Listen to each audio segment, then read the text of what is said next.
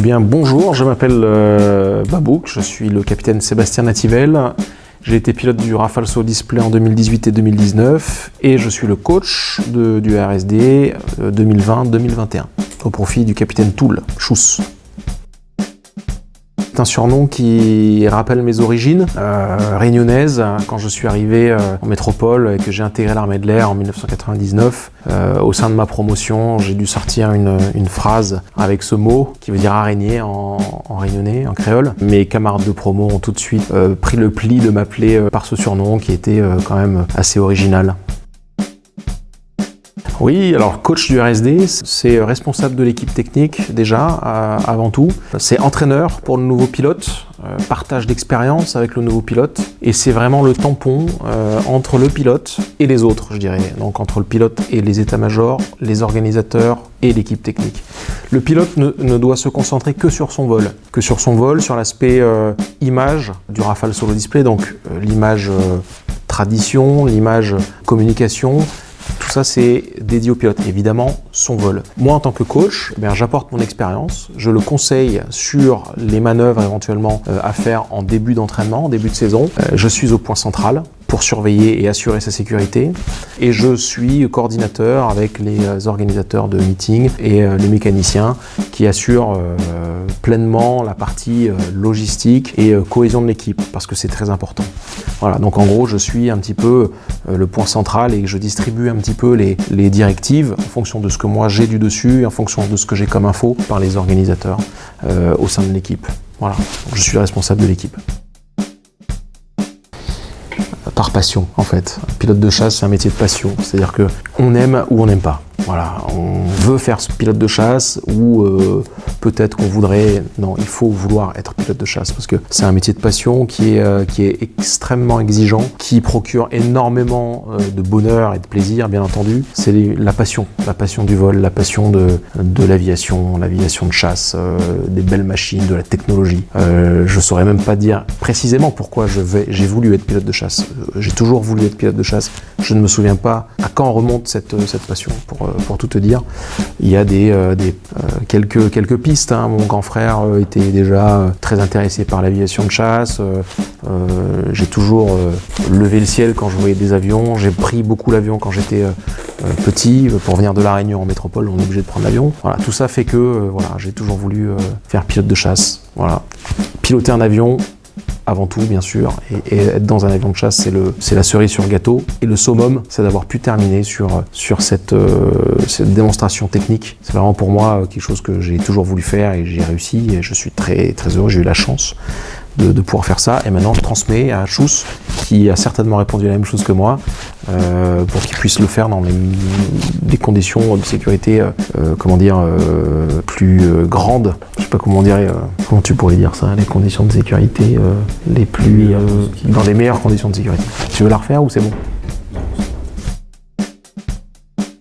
Les jeunes d'aujourd'hui, ce que je leur conseille, c'est d'être persévérant déjà. Il faut persévérer.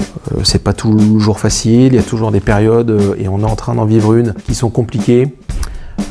Il y a toujours des moments où on se découragera, il y a toujours des moments qu'on trouvera difficiles, toujours des moments où on se dira « je n'y arriverai jamais ». Ça nous est arrivé à tous. Tous les pilotes de chasse au monde, je pense, ont eu cette question un jour et se sont posé cette question plutôt « je n'y arriverai jamais, comment faire, est-ce que je vais y arriver ?» etc. Donc la persévérance, la remise en question également. Il y a toujours un moment également où on va se dire « c'est bon, j'y arrive, j'ai 1000 heures de chasseur derrière moi, j'ai X heures de vol, c'est bon ». Alors ça, il faut se méfier parce que l'excès de confiance peut être très dangereux dans ce métier particulièrement.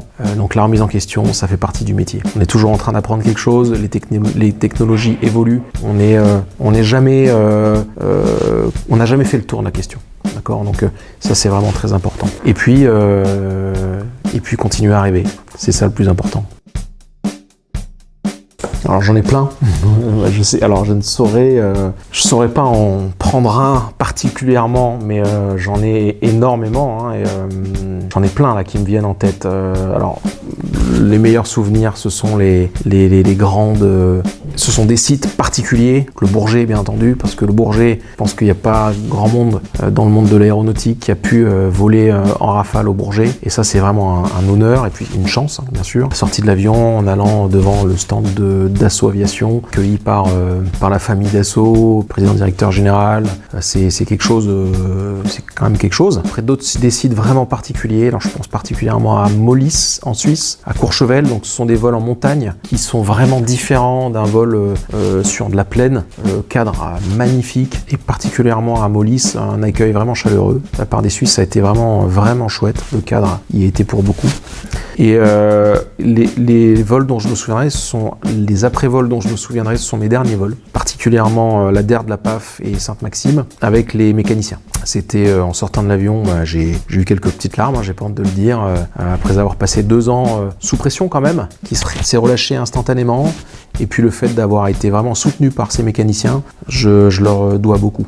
Mais alors Dubaï, effectivement, ça a été la dernière, mais les mécanos n'étaient pas sur le tarmac. En revanche, j'avais l'équipe de la patrouille de France sur le tarmac. Et ça, c'était vraiment quelque chose aussi de se poser et de voir tous les équipages, tous les pilotes de la patrouille de France alignés pour m'accueillir. Alors c'était pas tout à fait mon dernier vol en fait, parce que j'avais encore un vol derrière, mais c'était incroyable. C'était incroyable. Je dirais que ma deuxième passion, c'est la musique. Donc j'aime un peu, alors pas tous les styles de musique, mais j'aime beaucoup de styles de musique. J'écoute beaucoup de pop. Un de mes groupes préférés, c'est les Beatles.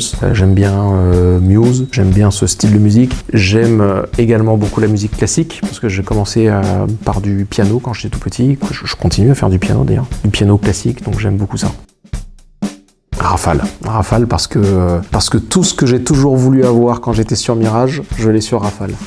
En termes de technologie, faut pas oublier une chose, c'est que l'avion de chasse, c'est une arme, un système d'armes plutôt. Un système d'armes qui nous permet de mener à bien des missions dans les meilleures conditions possibles, tant bien en vol que pour les gens qui sont au sol. Donc le Rafale aujourd'hui, c'est quelque chose d'extrêmement complexe, il faut le dire, mais d'extrêmement complet qui nous permet de mener à bien des missions opérationnelles très difficiles dans les meilleures conditions. Donc, sans aucune hésitation, je dis Rafale. Après, évidemment, sur Mirage 2000, mon premier avion, ça restera le Mirage 2000, premier avion d'armes. Plutôt thé, à la vanille, de l'île Maurice. Top Gun. Je dirais même mieux, l'étoffe des héros, ou Nimitz Retour vers l'enfer. Nimitz Retour vers l'enfer, c'est un des premiers films que j'ai regardé quand j'avais 4 ou 5 ans, et que je regardais très régulièrement. Mon frère, il en avait marre de me montrer ce film. Je le connaissais par cœur avant même que Top Gun sorte en 1986. Je me souviens des teasers de Top Gun à l'époque qui allaient sortir au cinéma. J'étais déjà à fond sur le F-14 Tomcat. J'essaye de m'appuyer sur le passé pour voir le futur, mais c'est pas facile aujourd'hui, le futur. On est sur du futur proche plutôt, mais c'est le cas pour tout le monde malheureusement. Je choisirais pas ça parce que ce sont 2 aspects du métier qui sont vraiment différents. J'ai adoré mes années en escadron opérationnel et j'ai adoré mes années de présentateur. C'est pas comparable, je pense. C'est lié et c'est une suite logique. Les deux. La montagne et la mer, pour moi, sont 2 éléments qui sont complètement liés, vu d'où je viens. Montagne et mer. C'est une question qui est difficile, ça. J'essaye d'avoir les pieds sur terre, mais des fois j'ai la tête dans les nuages quand même. Je dirais les deux. C'est compliqué comme... je suis rêveur, mais de la même manière, j'essaye d'être le plus réaliste et pragmatique possible, ce qui n'est pas facile.